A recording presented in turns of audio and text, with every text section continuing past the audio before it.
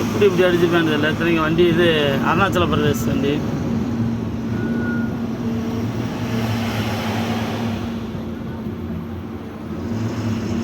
இப்போதான் ஆளுக்கு அப்புறம் அந்த பிள்ளைகள்லாம் பார்த்தா உள்ளேருந்து மேலே வராங்க, கையை பிடிச்சி தூக்குறாங்க.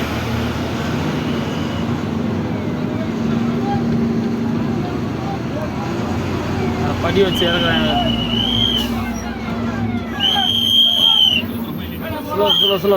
ஸ்லோ பண்ணிக்கணும், நிப்பாட்டிக்கணும்.